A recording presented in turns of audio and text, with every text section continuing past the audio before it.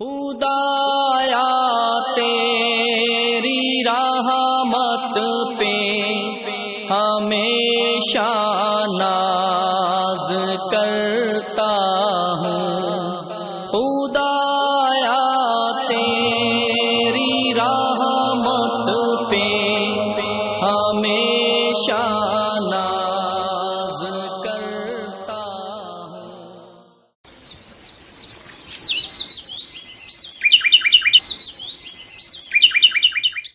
السلام علیکم ورحمۃ اللہ وبرکاتہ۔ ان الحمد للہ نحمده ونصلی علی رسولہ الکریم۔ اعوذ باللہ من الشیطان الرجیم۔ بسم اللہ الرحمن الرحیم۔ قل هو اللہ احد اللہ الصمد لم یلد ولم یولد ولم یکن له کفوا احد۔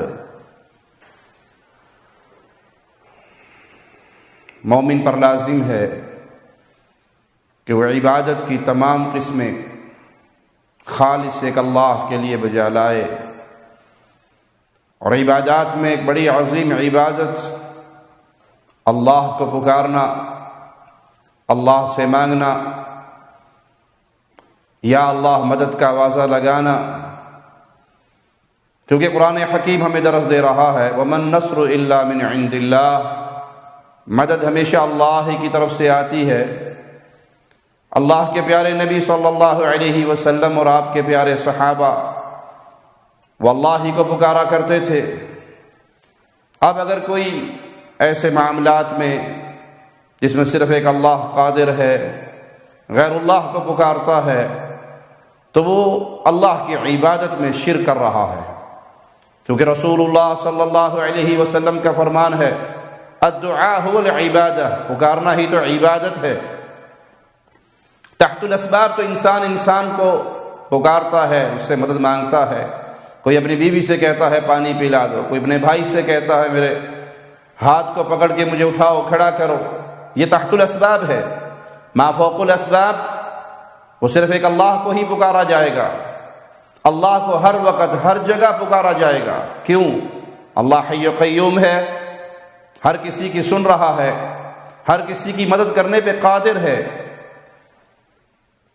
اور اگر کوئی شخص غیر اللہ کو اسی نیت سے پکارے، اس حال میں پکارے کہ وہ جس کو پکار رہا ہے وہ وہاں پر موجود نہیں ہے، وہ زندہ نہیں ہے، موجود نہیں ہے، جس مسئلے میں پکار رہا ہے وہ مسئلہ حل کرنے پہ قادر نہیں ہے، تو پھر یہ اللہ کی عبادت میں اس کو شریک بنا رہا ہے۔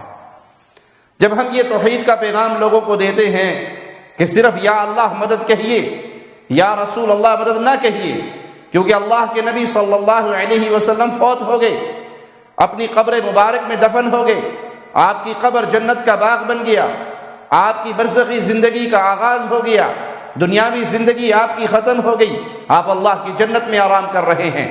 اب اگر تم اللہ کے نبی کو پکارتے ہو تو اللہ کے نبی موجود نہیں ہیں، اللہ کے نبی سن نہیں رہے، اور اللہ کے نبی اس دنیا میں تصرف نہیں کر سکتے۔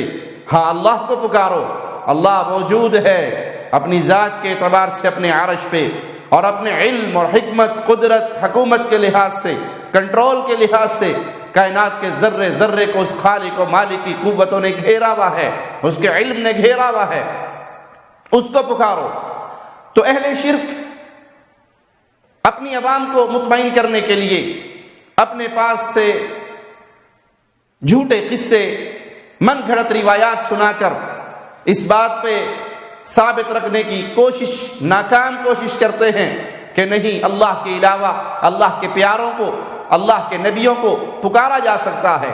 ایسے ہی ایک مولوی صاحب کا حال سنیے، یہ کہتے ہیں کہ جب مسیلمہ کذاب کے مقابلے میں جنگ لڑی، اس جنگ میں خالد ابن ولید رضی اللہ عنہ وارضاہ نے ابو بکر صدیق کو لکھا کہ ہم اللہ اکبر کا نعرہ لگاتے ہیں، تو مقابلے پر ختم نبوت کے منکر، مسیلمہ کذاب کے ماننے والے، وہ بھی اللہ اکبر کا نعرہ لگاتے ہیں، ہمیں فرق پتہ نہیں لگتا ہمارا کون سا ہے، بیگانہ کون سا ہے۔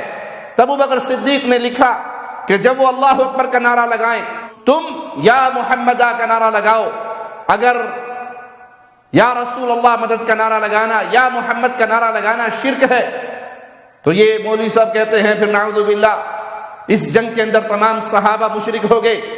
وَكَانَ شِعَارُ الْمُسْلِمِينَ يَوْمَئِذٍ يَا مُحَمَّدَ.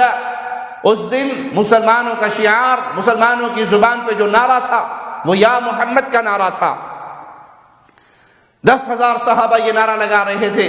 تو یا رسول اللہ مدد کا نعرہ، یا محمد مدد کا نعرہ اگر شرک ہے تو ان صحابہ کو کیا کہو گے؟ مسلمہ کذاب کے مقابلے میں جو جنگ لڑی گئی، اس جنگ کے اندر حضرت خالد بن ولید نے لکھا کہ کافر بھی اللہ اکبر کا نعرہ لگاتے ہیں، ہم بھی اللہ اکبر کا نعرہ لگاتے ہیں، فرق ہی نہیں معلوم ہوتا اپنا کون سا ہے اور بیگانہ کون سا ہے. تو حضرت صدیق اکبر نے لکھا کہ جب وہ اللہ اکبر کا نعرہ لگائیں تم اس کے جواب کے اندر یا محمد آہو کا نعرہ لگاؤ. وَقَانَ شِعَارُ الْمُسْلِمِينَ يَوْمَئِذٍ یا محمد آہو.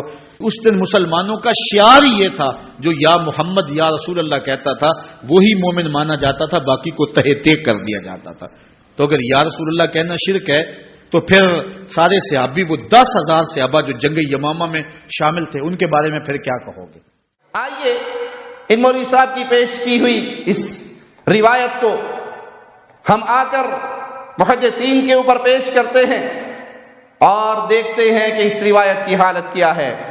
عام طور پر یہ روایت امام ابن کثیر رحمہ اللہ کی مشہور کتاب البدایہ والنہایہ کے حوالے سے پیش کی جاتی ہے، لیکن البدایہ میں اس کی سند موجود نہیں ہے. ہاں امام محمد بن جریر الطبری رحمہ اللہ کی تاریخ طبری میں اس کی سند مذکور ہے. امام طبری رحمہ اللہ فرماتے ہیں كتب إلي السري عن شعيب عن صيف عن الضحاك بن يربوع عن أبيه عن رجل من بني سحيم قد شهدها مع خالد. یہ سند ویسے تو بہت پتلی ہے اس کی حالت، مگر آئیے ہم صرف 2 راویوں پر بات کرتے ہیں اور محدثین کے سامنے ان کی حقیقت محدثین کی زبان سے آپ کو سناتے ہیں. اس سند میں ایک راوی سیف بن عمر ہے. امام یحییٰ بن معین رحمہ اللہ تاریخ میں فرماتے ہیں وَهُوَ ضعیف، کہ یہ ضعیف راوی ہے. امام نسائی نے الضعفاء والمتروکون میں اسے ضعیف کہا ہے. امام ابو حاتم الرازی نے الجرح والتعدیل میں اسے ضعیف اور متروک الحدیث کہا ہے، اور فرمایا اس کی حدیث واقدی جو مشہور کذاب راوی ہے، اس کی بیان کردہ روایتیں واقدی کی روایات کی طرح ہیں. امام ابن حبان اپنی کتاب المجروحین میں فرماتے ہیں یروی الموضوعات عن الاثبات، یہ ثقہ راویوں سے من گھڑت روایات بیان کرتا ہے. امام ابن عدی الجرجانی رحمہ اللہ فرماتے ہیں یہ ضعیف ہے. امام دارقطنی رحمہ اللہ نے بھی اسے الضعفاء والمتروکون میں بیان کیا ہے. امام ابو نعیم نے کہا ساقط الحدیث لا شیء، حدیث کے معاملے میں یہ گیا گزرا ہے اور اس کی کوئی حیثیت نہیں ہے. آئیے دوسرے راوی کی طرف بڑھتے ہیں. اس سارے قصے کا بیان کرنے والا رجل من بنی سحیم، یہ مجہول ہے، اس کا کچھ پتہ نہیں یہ کون ہے، کیسا ہے، سچا ہے، جھوٹا ہے، کچھ پتہ نہیں. لاپتہ راویوں سے بیان کیا ہوا یہ قصہ مولوی صاحب اس کو اپنے دین کی دلیل بنانے لگے ہیں. انا للہ و انا الیہ راجعون. پھر مولوی صاحب اس کہانی میں اضافہ بھی کرتے ہیں، اپنی طرف سے بے بنیاد بات بھی بیان کرتے ہیں کہ خالد بن ولید نے لکھا کافر بھی اللہ اکبر کا نعرہ لگا رہے، ہم بھی اللہ اکبر کا نعرہ لگا رہے اور فرق ہی معلوم نہیں ہو رہا. یہ ان کا اپنا بنایا ہوا اور اضافہ کیا ہوا جملہ ہے. حقیقت کیا ہے کہ اہل شرک کو اللہ اکبر کے نعرے سے تکلیف ہوتی ہے.